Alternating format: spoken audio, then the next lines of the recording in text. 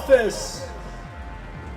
Disney Interactive Studios' own John Vignacchi parked his light cycle outside Zadzooks headquarters and stopped by to talk about Tron Evolution, a teen-rated third-person action game loaded with high-mobility combat and vehicular action. So talk to us, John. What's going on, everybody? My name is John Vignacchi. I'm a development director with Disney Interactive Studios, and I'm here today to talk to you about Tron Evolution. Alright, so what makes Tron so cool? Well, we decided to do something different than what most game makers typically get to do. See, most game makers, we tell stories across multiple sequels, but we decided to do something a little bit different with Evolution in that we wanted to tell unique stories across each of the different platforms. We wanted to bridge the gap between the events that happened in the 1982 Tron film to what you see in 2010's Tron Legacy, which is in theaters December 17th. Had to throw that plug in there. Anyway, so starting with the Nintendo DS version, that picks up right after where the 1982 film ends. That then leads into the Wii version, which has a unique story, which leads into PSP's unique story, and then into the next-gen offerings. It's something different that not a lot of games have done before. And in fact, when you see Tron Legacy, some of the events that you experience in Tron Evolution, the line of video games, you're actually going to see told through flashback in Tron Legacy. It's video game and film convergence that's like never been seen before.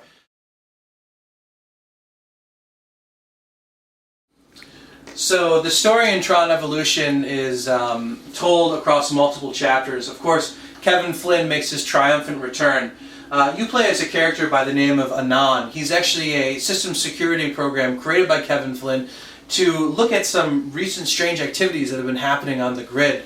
Along the way, you're going to run into a beautiful rebellious program by the name of Cora, who's voiced by Olivia Wilde, who is going to help you on your journey as you travel throughout the grid. In addition to that, fans of Tron will be happy to know that Tron, of course, is in the game, voiced by Bruce Boxleitner.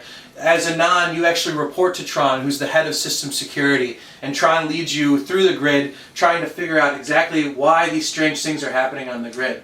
What you discover is that a virus outbreak has happened, and Kevin Flynn is confused why there's this virus outbreak because the Tron system is a closed system. It's not online, it's not connected to the internet. All the programs within the Tron system and everything that you see was written by Kevin Flynn himself. So why is there suddenly a virus in the system?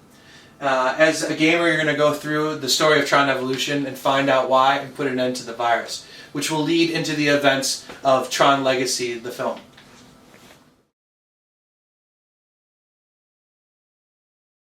Alright, so the first thing we're going to take a look at, of course, everyone that's into Tron loves light cycles. Video games certainly do not disappoint. Here on the Xbox 360 version of the game, we're going to take a look at one of the story mode segments of light cycle racing. What's happening at this particular point in the story is that an enemy is attacking Tron City, and you need to race to the game grids to meet up with a rogue program who's going to help you defeat a strange virus outbreak that's happened on the system. So, as you can see, analog controls here. You can go left and right. Your enemies there on the left actually have light walls. You can defeat them by cutting them off with your own light wall, or you can actually throw your light disc to attack them as well. Right trigger is your gas, left trigger are your air brakes, but we're in the world of Tron, you always want to be hitting the gas, right? So I'll throw my light disc at those enemies. Defeating those enemies gives me experience points, and I can then use those experience points to upgrade my character. And something that's interesting that we did with the game is that your character lives both online and offline. So what happens is everything that you do in the single-player offline mode carries on to your online game mode and vice versa. So if you're the type of player that wants to play through the story mode first, you can do that, and you can build up your character to a level 15 or level 20 competent, and then you can take him online, so that when you go to play online against your friends, you're not immediately getting your butt kicked. And vice versa, if you're the type of person that loves playing online right away, you can do that, and you can take your character after you've juiced him up online and bring him into the single-player story mode campaign and play the game that way.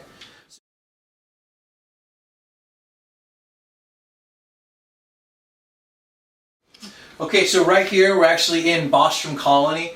This is towards the latter half of the game, but I wanted people to see, because we get a lot of comments about the color palette in Tron. It certainly is more than just blue and black. In fact, it has a very specific purpose. We thought very long and hard about what colors should be and what colors mean to the world of Tron. And what you'll notice is that as you enter the different cities in Tron Evolution, they all have different colors, and the different colors represent different factions of programs.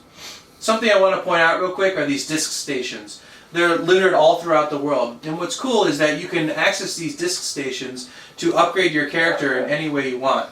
So for example, there's ways that you can upgrade your various discs. There are 4 total, with all these different augments. In addition to that, there's lots of multiplayer features that you can augment as well. But what I want to do by running through the list there is show you that there's a lot of options for customization. In fact, we actually allow the player to change his loadout on multiplayer modes. So you can go and create, I want a character that's more defensive based, create a loadout that's based on that. Or if you want a character that's more offensive, you can create a loadout based on that. There's a lot of customization that can be done. And what's also interesting is that you can access the game grids, our online multiplayer mode, at any point from these disk stations within the single player experience. But enough on that, let's run through a little bit of Bostrom Colony here. Much different than what you've seen if you've seen anything from Tron. It's a lot darker. What's happened in this particular section of the game is a character by the name of Gibson has asked you to go and meet him at his home colony, Bostrom.